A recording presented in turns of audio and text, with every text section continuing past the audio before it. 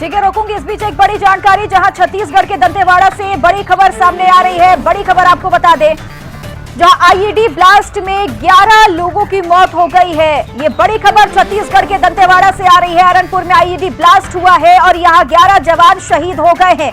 बड़ी जानकारी इस बीच अपने दर्शकों को दे दें। आईईडी ब्लास्ट में 11 जवान शहीद होने की खबर सामने आई है।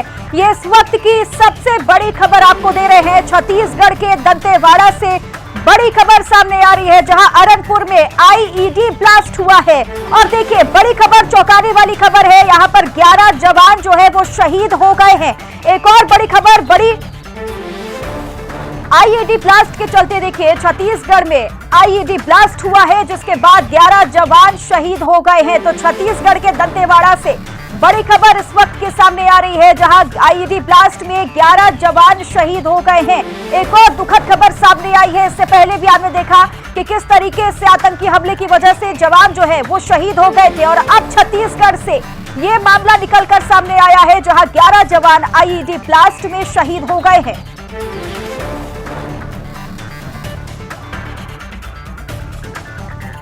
और तमाम जानकारी जान लेते हैं। सुनील जी लगातार हमारे साथ जुड़े हुए हैं। सुनील जी, एक और बड़ी दुखद खबर ये सामने आई है। इससे पहले भी हमने देखा किस तरीके से हमारे जवान शहीद हो गए थे आतंकी हमले में, और अब छत्तीसगढ़ से ये मामला सामने आया है। क्या कुछ जानकारी आपके पास? बिल्कुल चित्रा, और इसको देखिए, सरकारें बेशक अपनी पीठ थपथपाती रहें कि हमने ये सब पर कंट्रोल किया है, चाहे वो राज्य सरकार हो या केंद्र सरकार के जो अलग अलग तरीके के प्रयोग वहाँ किए जाते हो नक्सलियों के लिए। लेकिन इस तरह की जब घटना होती हैं तो बताती हैं कि छत्तीसगढ़ में नक्सलियों के मंसूबे अभी भी ध्वस्त नहीं हुए हैं।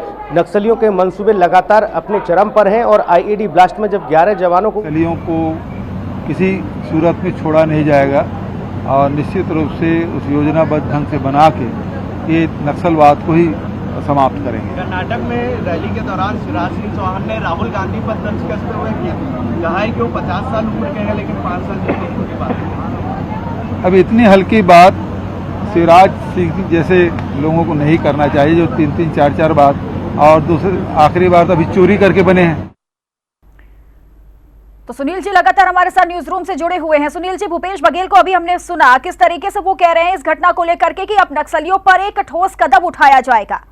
ये कदम पहले क्यों नहीं चित्रा, ये कदम पहले क्यों नहीं? क्या इस घटना का इंतजार हो रहा था? क्या ये माना जा रहा था कि पहले कोई बड़ी घटना होगी उसके बाद?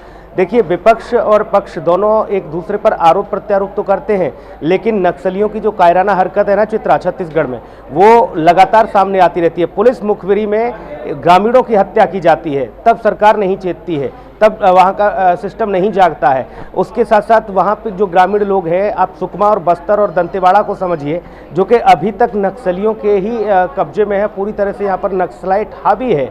हालांकि कुछ जगहों से जरूर नक्सलियों को खदेड़ कर बाकी इन सीमा जो है तेलंगाना से लगा हुआ या फिर कर्नाटक से लगा हुआ जो बॉर्डर है वहाँ तक जरूर इनको, और जो महाराष्ट्र से लगा हुआ बॉर्डर है उन जंगलों में जरूर ये छिप कर रहते हैं।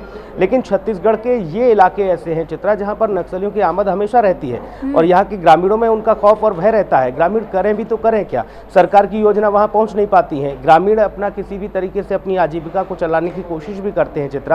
मैंने खुद वहाँ जाकर कई बार रिपोर्टिंग की है और देखा है कि वहाँ किस तरह की स्थिति है। लोग आज भी वही फल फूल, वही जो वन संपदा है उसी पर जिंदा हैं।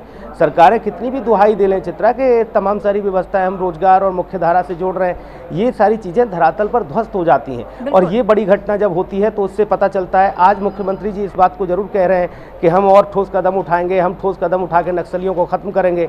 लेकिन फिर वही सवाल खड़ा होगा कि इंतज़ार था कि आपको ये घटना हो, उसके बाद आप इस तरह की प्रतिक्रियाएं दें। पहले जब आप पर सवाल उठ रहे थे, आप नक्सलियों को लेकर के, जब ग्रामीणों की हत्याएं की जा रही थी, वो चाहे भारतीय जनता पार्टी से जुड़े हुए लोग क्यों ना हो या फिर बाकी किसी भी, देखिए हत्या जिसकी हो जाए या फिर जो भी किसी भी इस तरह की चीज़ों में संलिप्त होता है ना चित्रा, उसके लिए दल और ये सारी चीज़ें सियासत अपने हिसाब से लोग करते हैं, लेकिन इन सब चीज़ों से जोड़कर नहीं देखना चाहिए। हत्या चाहे वो भाजपा के कार्यकर्ता की हो, कांग्रेस के कार्यकर्ता की हो या फिर जोगी कांग्रेस के कार्यकर्ता की हो, किसी भी राजनीतिक दल के कार्यकर्ता की हत्या हो, वो हत्या है। उसमें धाराएं जो है, कानून बदलता नहीं है कि ये कांग्रेस का कार्यकर्ता है तो इसमें धाराएं कुछ और लगेंगी, ऐसा कुछ भी नहीं होता।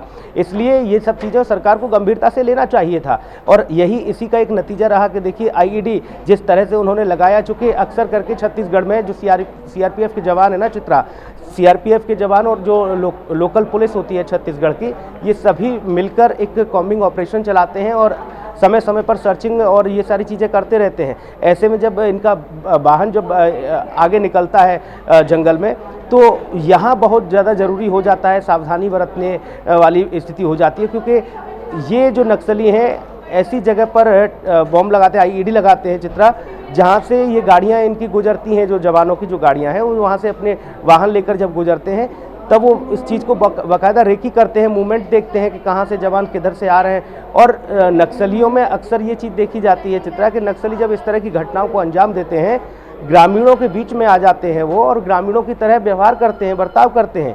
उन्हें उनके हाथ में वेपन नहीं होगा, हथियार नहीं होंगे, लेकिन वहाँ से सारी जानकारी ग्रामीणों के माध्यम से सही या फिर खुद जाकर इस तरह की गतिविधियों को कि पुलिस क्या कर रही है, सीआरपीएफ के जवान कहाँ हैं, कैसा ऑपरेशन चल रहा है, ये सारी चीज़ें उनका इंटेलिजेंस बहुत इन सब मामलों में ऐसा होता है कि आप पहचान नहीं सकते। पुलिस की जो सिस्टम है वो बेकार हो जाता है उनके आगे, ग्रामीणों की तरह वो रहते हैं माफ़ कीजिएगा। और उसके बाद फिर इस तरह की चीज़ों को प्लान करते हैं कि हमें कहाँ कहाँ क्या क्या कॉम्बिंग करनी है, कैसे कैसे हमें घात पहुँचाना है और जवानों को हमें एक बार फिर से इस तरह की घटना को अंजाम देकर पीछे खदेड़ना है। ये सारी चीज़ें अक्सर करके नक्सलियों के साथ देखने को मिलती हैं। लेकिन इन्हीं मंसूबों को तो तोड़ना होता है, इन्हीं मंसूबों को तो ध्वस्त करना होता है। नक्सलियों की ऐसी क्या बड़ी स्थिति रही है जो कि खात्मा नहीं हो पाया। और एक और सबसे महत्वपूर्ण बात यह है कि अक्सर ये आरोप लगते हैं कि नक्सलियों को शरणगाह देने वाले, नक्सलियों को पालने वाले यही राजनेता हैं, वो चाहे भाजपा के लोग हों या कांग्रेस के लोग हों। ये आरोप लगते आए हैं, हालांकि अभी तक सिद्ध नहीं हुआ क्योंकि इस तरह की चीज़ों को लेकर जांच नहीं हुई, लेकिन ये माना जाता है कि इनको संरक्षण राजनीतिक दल के लोगों का होता है जो कि अपने अपने हिसाब से चीज़ों को कराने की कोशिश करते हैं। हालांकि ये जो घटना है बहुत दुखद घटना है, 11 जवान इसमें शहीद हुए हैं। ये जाहिर तौर पर सरकार के लिए एक बड़ी चुनौती भी है। केंद्र और राज्य सरकार दोनों की इसमें बड़ी भूमिका हो जाती है जब नक्सली इस तरह की घटनाओं को अंजाम देते हैं। ग्रामीणों की हत्या पर सरकार को ज़रूर कदम उठाना चाहिए था, तो शायद अगर सिस्टम पहले से और जागरूक होता चित्रा तो शायद ये घटना ना घटती। बिल्कुल, और देखना होगा क्योंकि नक्सलवाद का जो मुद्दा है वो बड़ा ही पुराना है और ऐसे में सरकार क्या ठोस कदम उठाएगी ये तो आने वाला वक्त बताएगा। बहुत बहुत शुक्रिया आपका